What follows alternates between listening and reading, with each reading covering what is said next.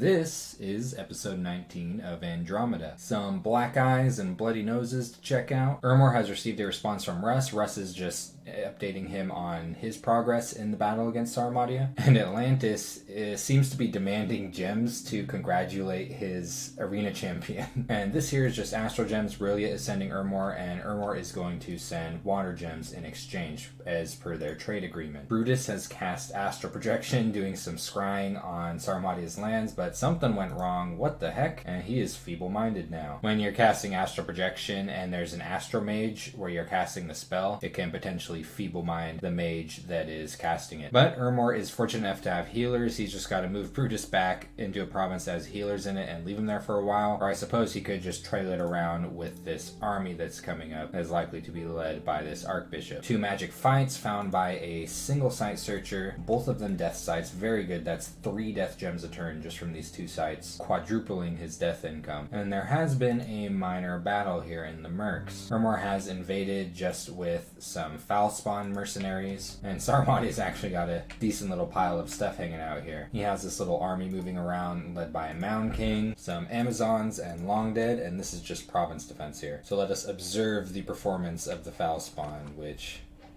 even against a couple of cavalry seems quite abysmal. And, well, this is why these mercenaries are dirt cheap. Well, at least got rid of a couple of Sarmatia's lancers. Funnily enough, I think that might more than pay for these mercenaries. Armmore found another troll lair. Been seeing a lot of these events lately. Wonder where the troll ran off to. I guess it's got a couple of bridges here it could go live under. Yuck. Bunch of water gems and a dead whale. Armmore is casting a lot of arcane probing around his territory. This searches his provinces for any astral sites that are in them remotely. He's even doing that with mages in other forts. Has a bunch of fishy dudes going in to take another stab at Underhome here, and otherwise is consolidating his forces here on the Fields of Gold. He's also building a palisades here at Tricia, which I think is a little bit ballsy, but I suppose from his perspective, Sarmatia doesn't have a whole lot going on. He doesn't know about the army that's sitting over here, and probably feels comfortable in defending it. And Sarmatia has had a couple of exchanges with Russ, though neither of them were involving 2 armies clashing together. Sarmatia is just raiding Rusty and PD here, but we might as well look at how his army's moving out here.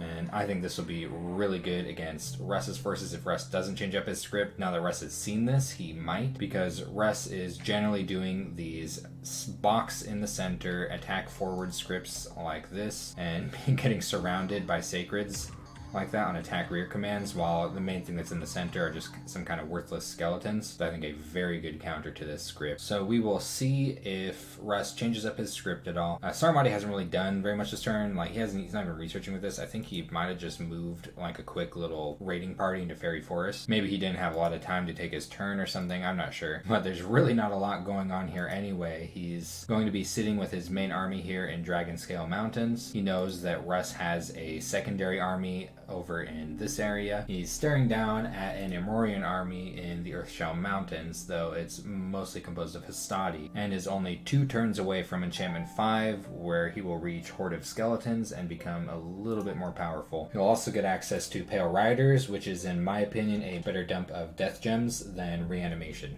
Now, Calum has received a pretty funny message from Russ. Russ is talking about his scout that got killed in Calum's territory last turn. My apologies, he must have gotten lost. Have an air gem. And Hinnom is branching out to Calum, talking about the war between Russ, Armmore, and Sarmatia. Hinnom is sharing concern with the strength between a Rusty and Armorian alliance. Maybe he's poking in for an alliance. And Atlantis is still looking for gems as a reward for his Basalt King winning the arena battle. Calum did just reach Evocation 4, which means he has Thunderstrike now, though he doesn't have Storm yet. No magic sites this turn. Big bummer. He's doing a lot of site searching, and someone's become a hero just by standing around doing chores. Increased magic resistance. I mean, can't complain, though it's not on a particularly useful unit. But really not a whole lot going on in Calum's territory. He's moving an army down here. I'm not sure what the idea is. Maybe, maybe he is actually thinking about moving against Russ. Oh yeah, look at this. He sent this message to Hinnom here, and it's talking about potentially invading Russ. So, oh man, this could be pretty exciting here. And I know Hinnom has an army right here ready to go against Russ if he wants it to. So, damn, in another turn here, we might see some aggression from Calum and Hinnom. They might enter this war here. I wasn't expecting Calum to. Yeah, he's jumping right on that. And yeah, he's scouting down here now. He's moving moving a scout way from up here. I'm gonna see what's going on here. And I also didn't notice this before. He's got a scout with a shambler skin armor moving around in the water on his coastline. But yeah, sometimes people forget about the shambler skin armor and they use water breathing rings where shambler skin armor is better, or they use amulet of the fish where shambler skin armor is better. A commander that is wearing this can breathe both above water and below water, so it works both ways, and also gives a little bit of protection, so it's really good for mages and, you know, decent for scouts. So definitely excited to see an invasion from Hinnom and Calum into Russ's territory, if that is in fact what's going down. I think this is a really good matchup for Calum, and it might relieve some pressure off of Sarmatia, which Sarmatia desperately needs right now. So we will see if that is in fact the case. Helheim has received a similar message as Calum from Hinnom. Hinnom is also expressing a bit of unease toward the Armmorian and Russian alliance, and Helheim is sharing information. This is what I kind of suspected with Helheim, that he was actually going to intervene and attack Armmore in the back, but he had to deal with Atlantis when Atlantis was washing up a bunch of shit onto his shoreline. So this early war could potentially end up backfiring for Armmore. This is kind of what it's starting to look like here. We'll see. He received a message from Atlantis. Atlantis is talking shit about the arena battle.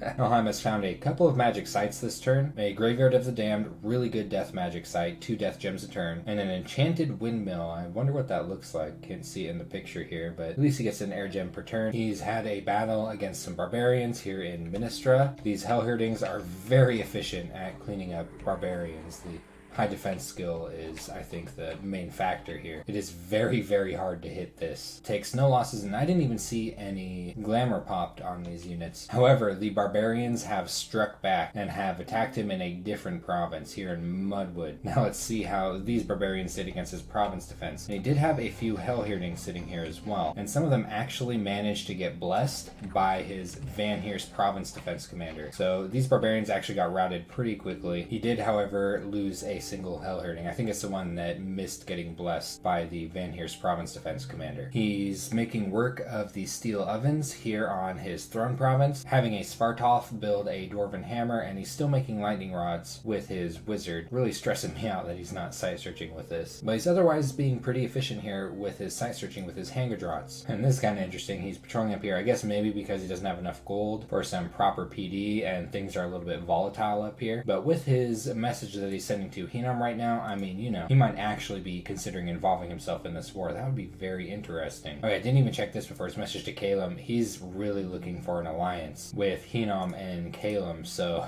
this could end up being a massive war right here, and Sarmatia is smack in the middle of it all. We already know about the results of the battles that Russ was involved in, and other than that, he just had some hippies leave one of his province. Good riddance. And it looks like he's actually going to be using his adventures here, his Nature 2 adventures with the healer ability, in his armies, which I think is a little bit risky given how valuable the healer ability is, but these things will be very efficient swarm casters if he decides to use them to spam swarm. It also looks like he'll have a bit of a raiding party here on Two Spruce Forest once he gets his priest and I think about 5 skin shifters here, and this one's just stuck on patrol, I guess kind of waiting to see. He might be thinking that Armmore's moving into this province, and then there's this army right here that would pose a threat to this amount of skin shifters. So kind of like Armmore, he's being careful not to overextend with the limited military that he has brought forth to this front here. He's continuing his owl quill production, still hasn't gotten an earth random on these mages as far as I can tell. And this is kind of funny, he apologized for scouting into Calum's territory, but he's still moving scouts up into Calum's territory, so maybe he's thinking about war with Calum after he's done with the war with Sarmatia. But that might come sooner than Russ is expecting or hoping, based off of what we've seen of other players' messages. Hinnom has reached his research goal of enchantment 4. He does now have flaming arrows. Lots of failed sight searching, though he did have a successful casting of dark knowledge. Graveyard of the Damned, I think a lot of these have been found in this turn, a 2 death gem site, and I do wonder if that's what's spreading the death scales here. I thought it would say so in the magic site effects. Maybe there's another magic site here of some sort. It's definitely not a death site. But if Hinnom is planning on involving himself in this war, he's not doing it right now, even though, you know, he's got the fire mage here sitting with fire gems. He's got this army sitting here ready to go. I think he's waiting for some confidence after getting a message from Helheim or Calum, or maybe both. And I'm thinking once he receives messages back from them, that we may very well see him enter a war here. He got a nice random on his Crystal Priestess here. These things have a 50% chance of randoming Astral, which is really nice because you don't even need a lab to recruit these. You just need a temple, and then bam, over half of them have at least one path of magic. And he's using that to site search in Astral right away. And pretty soon he will have a lab here. I presume he may be spamming these Crystal Sorceresses. Oops, that's not a Crystal Sorceress. There they are. Very excellent mage. Pretty inexpensive for very good paths. And occasionally you get one that is Astral too. Though honestly, he does have very good options for other mages to spam here with his Amis. And having Achas every now and then also isn't bad. But yeah, he's really leaning heavily into these archers. He's definitely planning on making use of flaming arrows. Atlantis has received a message from Rilia talking about maybe needing to research underwater warfare in case Helheim comes in with his corpse constructs or something, though, you know, I think Rilia is planning on invading Atlantis here. Atlantis did find one magic site this turn, Crest of Molten Sulfur, here down in his throne province. Will give him some fire gem income, and this is definitely a nation that can do a lot with fire gem income. They have good cross paths with fire and plenty of F2 mages with their Basalt Kings, as well as their Mages of the Deep, which are often F2. Got a huge gold event here in Whalewind Waters, as well as a province income event in Lake Eternals. Lots of gold. His luck scales are definitely paying off for him. But otherwise, things are pretty peaceful for him. He's focusing on site searching with a couple of his Basalt Kings and is building up infrastructure, making this fort larger, getting a lab on it, probably to recruit more Mages of the Deep. Well, doesn't really have any other options than that. Oh wait, Marrow Druids. This is actually a really good mage for him, and that is in the context of research versus upkeep costs. Like, look at the upkeep on Mage of the Deep.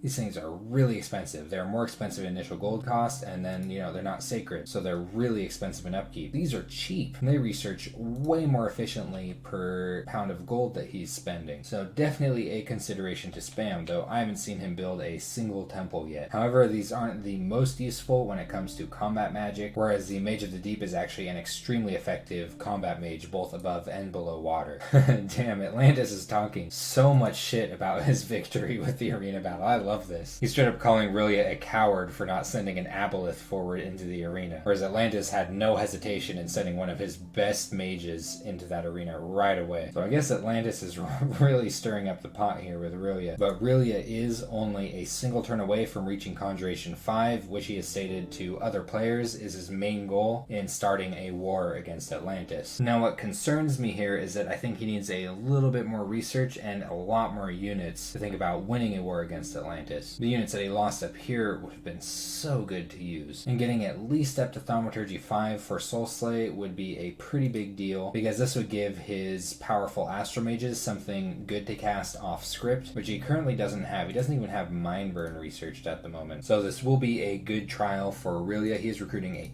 ton of Lobo Guard on his capital right now. So he's definitely thinking about doing something really quickly, because personally I think it is better to build up superior Slave Guardians. It's kind of iffy calling these things superior to anything, but they are superior to Lobo Guards. Maybe as he's moving these units down in this direction, he's thinking about tackling this throne, which would be a really good idea. This is desperately needed income right here. And there's a very good bet that this is the throne of the churning ocean right here, which gives a shit ton of water gems a turn. In fact, he probably should have already tried to get this. Conjuration bonus is nice too, which with his higher conjuration research he would be able to put to some work. So getting this throne right here I consider a very high priority for Rilia, and if he hadn't have been wasteful with his units up here, he could easily already have this throne. So that has been turn 20 of Andromeda. It's looking like we're going to have a pretty big war coming up around. It's already kind of a large war surrounding Saramadia's territory, but it's about to get bigger, I think. At least that is what the discussion between Calum, Helheim, and Hinnom is turning out to be. We might have every single land nation